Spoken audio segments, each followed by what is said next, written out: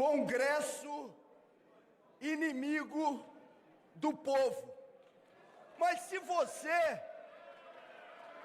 você não é deputado inimigo do povo, você não deve se sentir ferido com a minha fala.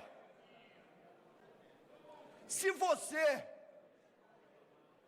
age de acordo com a consciência pública e acha que os seus eleitores não têm do que se envergonhar, eu tenho certeza que não se zanga como eu não me zango, como muitas deputadas e deputados não se zangam, quando essa expressão é dita.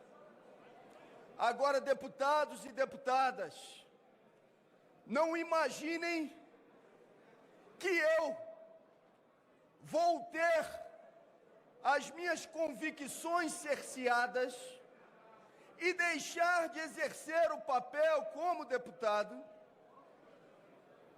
para me salvar. Sobre a minha mãe e sobre o que aconteceu, eu confesso para os senhores e para as senhoras, para defender a minha família, eu sou capaz de muito mais do que um chute na bunda. Muito mais.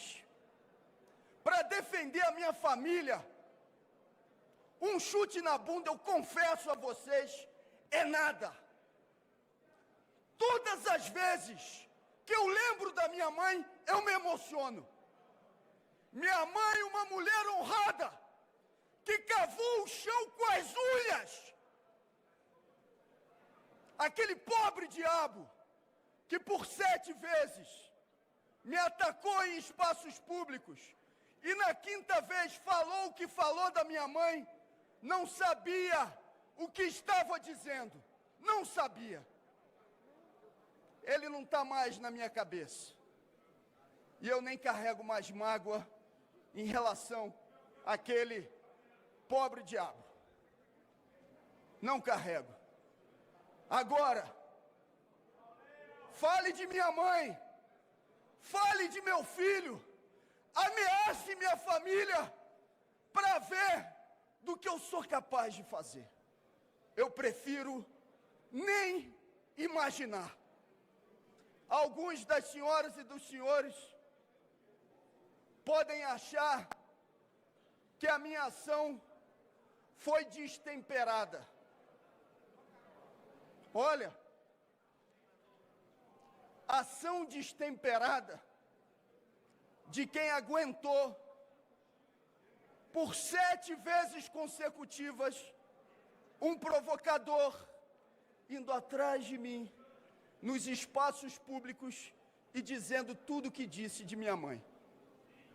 Eu não posso, senhores e senhoras, pedir desculpas por defender uma mulher honrada que naquele momento não podia se defender pessoalmente porque estava com Alzheimer e que veio a falecer alguns dias depois. Não, eu não posso pedir desculpas. E nem posso dizer, mentindo, para as senhoras e para os senhores, que me arrependo do que fiz. Pela minha família, eu sou capaz de muito mais do que um chute na bunda. Eu não vou deixar de defender as minhas teses aqui. Eu não vou deixar, senhoras e senhores, de denunciar o orçamento secreto. Olha, que deputado pequeno eu seria se hoje, então, a depender dos votos dos parlamentares, eu subisse a essa tribuna e fingisse que esse assunto não existe. Não farei. Eu vou continuar defendendo as teses que são caras, não só ao mandato, mas à sociedade brasileira. Eu atendi a uma solicitação que foi feita por amigos, por amigas, por aliados, pela minha família, por companheiros, inclusive, que fizeram essa solicitação no dia de hoje aqui. Faça a discussão prioritária dos temas em detrimento da adjetivação dos sujeitos. Vou continuar adjetivando as situações, as circunstâncias, os fatos. Agora posso procurar um diálogo com as senhoras e com os senhores de maneira firme e respeitosa. Mas não vou fingir aquilo que não sou. Não vou chamar o deputado num canto e dizer: deputado, me perdoe, eu não falo mais sobre orçamento secreto. Não farei. Eu não vou deixar de dizer aquilo que já disse em relação ao ex-presidente da Câmara, o senhor Arthur Lira. Todo mundo aqui sabe, convenhamos, essa tentativa de cassação não tem absolutamente nada a ver com o chute na bunda dado no provocador. Os senhores e as senhoras sabem que quem deu força a essa representação foi o ex-presidente da Câmara. Mas eu espero que ele, do ponto de vista político, seja responsabilizado por aquilo que faz comigo hoje, mas por aquilo que faz contra o Brasil. Eu lamento muitíssimo, inclusive, que o atual presidente da Câmara, o senhor Hugo Mota, hoje coloque essa matéria em votação, imaginando que gerará uma falsa simetria entre o meu caso e o caso de Carla Zambelli. Senhoras e senhores, do ponto de vista prático, Carla Zambelli já está cassada, porque já tem uma decisão do Supremo Tribunal Federal que retira da parlamentar os seus direitos políticos, deputada que hoje, inclusive, está presa na Itália pelos crimes cometidos. Não venham querer me igualar com o caso de Eduardo Bolsonaro. Eu não conspirei contra o meu país no exterior. Eu não promovi ações de ataque à classe trabalhadora do nosso país. Você pode discordar daquilo que eu estou dizendo, mas você não pode calar a minha boca e me impedir de dizê-lo. Senão, eu serei um deputado cassado antes da votação. Se for para não discutir os grandes temas, para não falar o que é fundamental e simplesmente me comportar, imaginando que com isso possa ter a boa vontade de alguns para que a cassação não se dê, senhoras e senhores, o que eu estaria fazendo era me cassar previamente e me corrompendo. Eu pergunto aos deputados e deputadas, e principalmente ao povo que está nos assistindo, durante todo esse período que eu aqui estou, desde o ano de 2009, e não é pouco tempo, existe uma única denúncia de corrupção contra mim? Existem, deputados? Não tem uma única denúncia de corrupção desde o ano de 2009. E eu agora, então, sou retirado à força do mandato, sem ter cometido crime.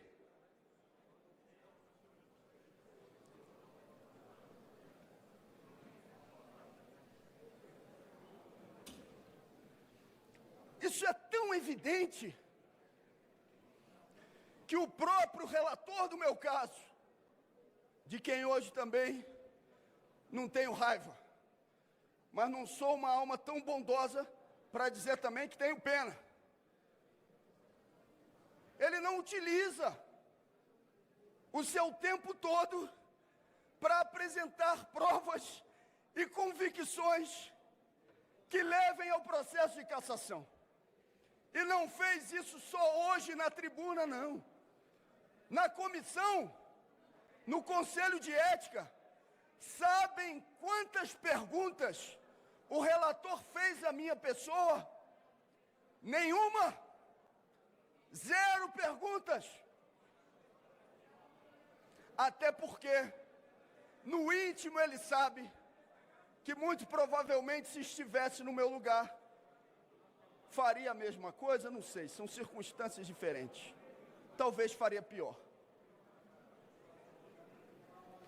É tão grave, flagrante a situação, que o partido que representou, pedindo a cassação do mandato no Conselho de Ética, senhoras e senhores, sabem quantas vezes eles foram ao Conselho de Ética fazer alguma pergunta, deputado Chico, ou defender que eu fosse cassado? Nenhuma vez. Nenhuma vez. Eu quero agradecer a vocês que estão solidários, solidárias, agradecer a minha família. Sâmia está aqui. Não tem sido fácil esse período todo. Não teria sido possível vencer a batalha no Conselho de Ética durante a greve de fome, se não fosse Sâmia partir para cima, assumir as tarefas. Agradecendo a líder Talíria, eu agradeço a todas as bancadas, de todos aqueles que estão solidários, mas eu quero agradecer prioritariamente, agora nesse momento, a militância espalhada por todo o Brasil. Eu ouvi algumas pessoas dizerem e ameaçarem: vou fazer greve de fome. Eu pensava comigo, acho que vai ser difícil. Porque a questão da greve de fome não é se manter nela, é ter a convicção firme para tomar a decisão de entrar nela, assumindo as consequências do que possa vir a ocorrer. E isso exige uma firmeza de posição e uma convicção profunda do que se está fazendo.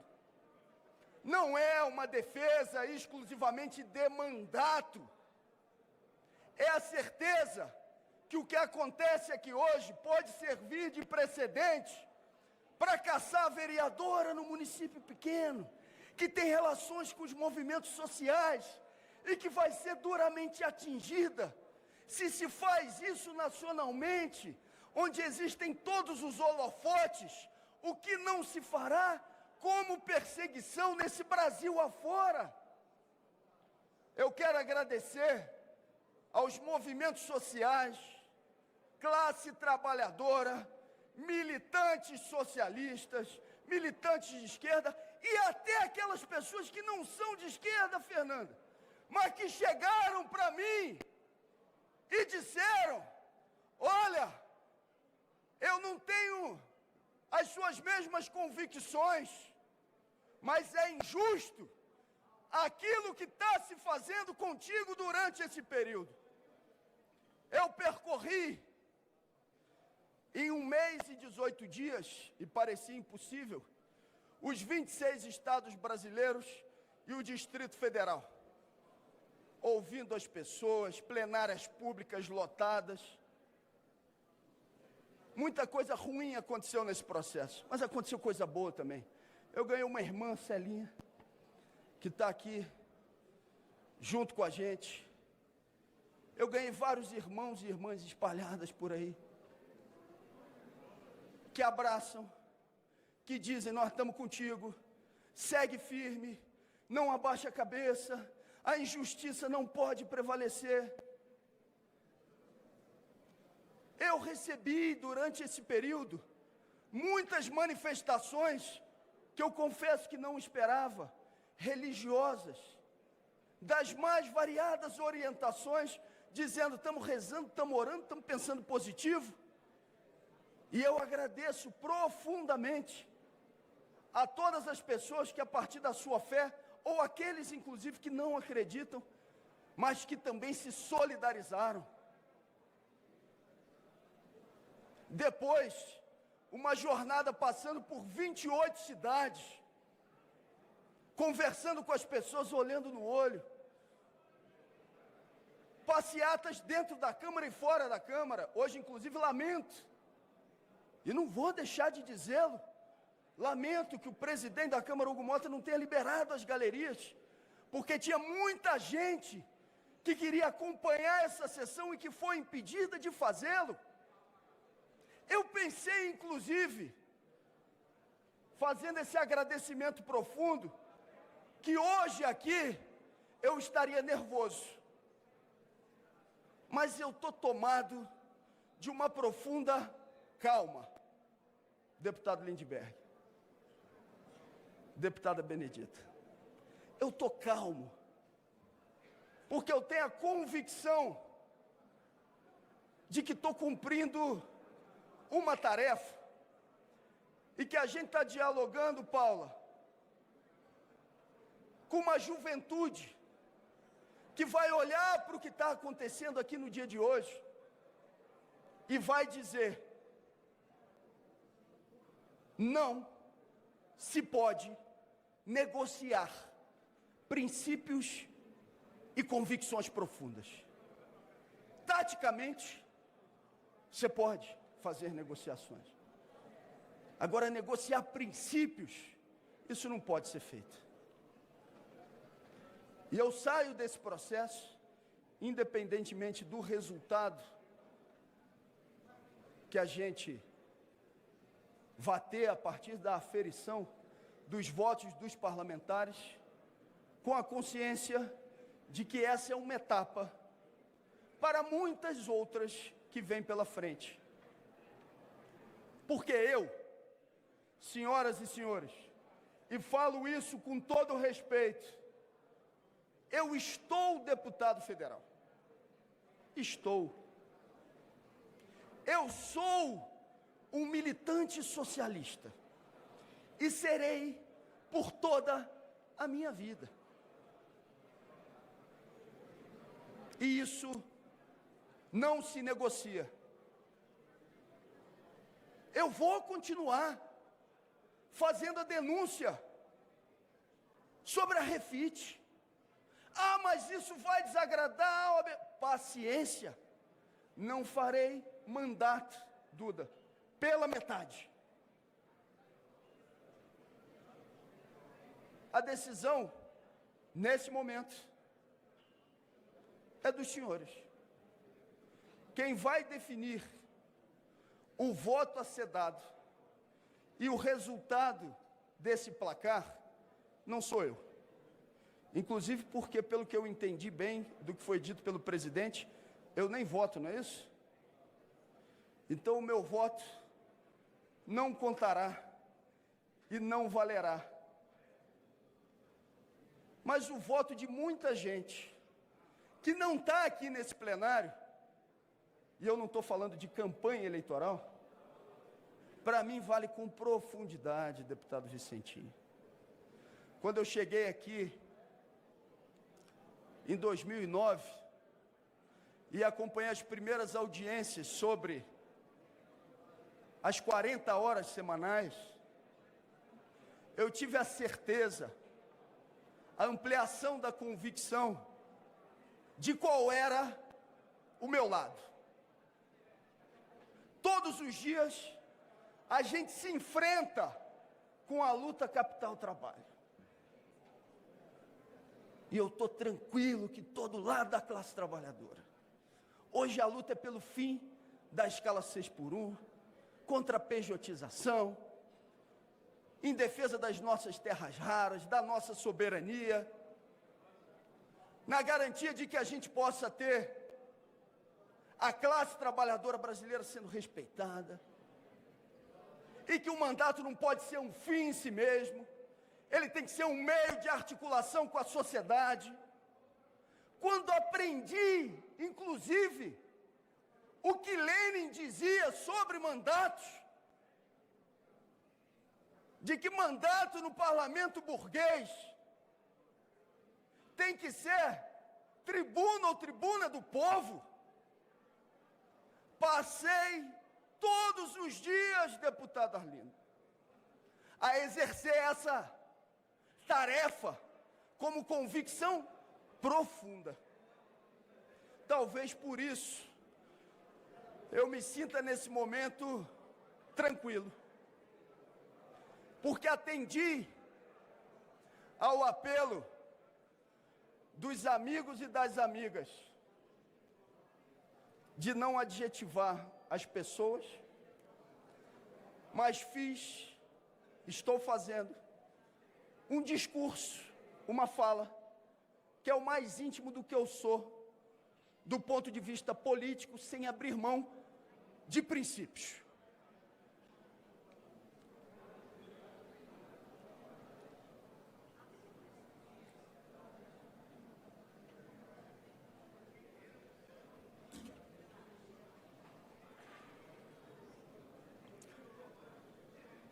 Eu quero agradecer a uma pessoa que não está aqui nesse momento, nesse plenário, mas está com a gente. Hoje eu me emocionei muito com ela, inclusive pelo telefone, que é a nossa querida deputada Luísa Erundina.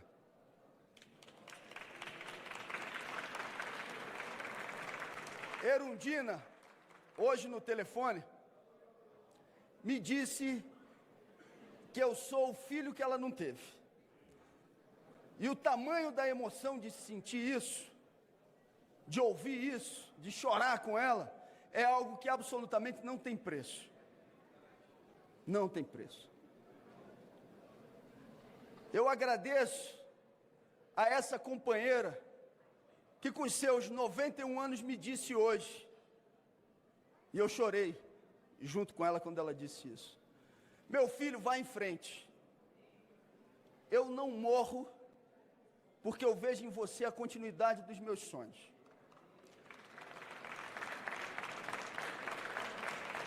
Ouvir, deputado Orlando, de Luísa Erundina uma frase como essa, para mim, é a melhor recompensa, que não é financeira, que alguém que está na militância e na luta política pode ter.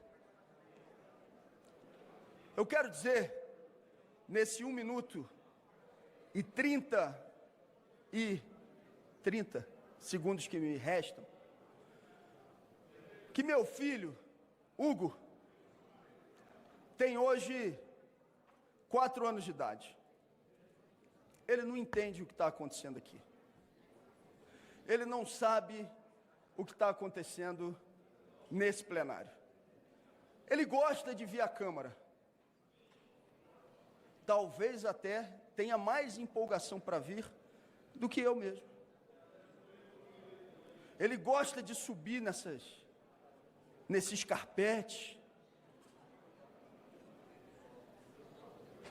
Mas daqui a alguns anos, ele vai ver esse vídeo.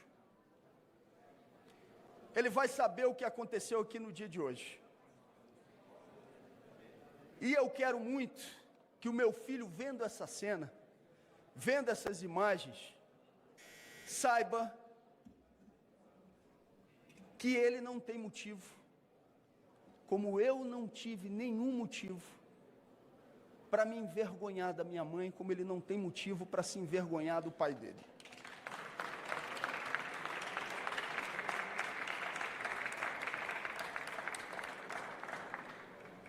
A vida não se resume em festivais.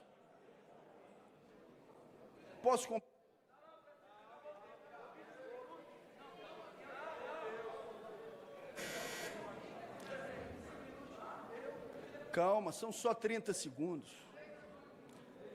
A vida não se resume em festivais,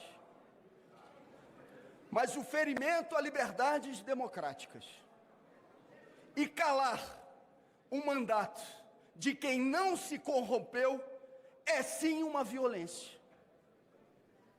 E eu agradeço a todos os brasileiros e brasileiras que estão, nesse momento, acompanhando essa sessão, que eu espero que nunca mais se interrompa a transmissão, e estão agora olhando para o que está acontecendo aqui e sabendo que tem quem não se desvia dos seus propósitos e que mantém firme a sua militância e a sua vida. Muito obrigado, um abraço grande.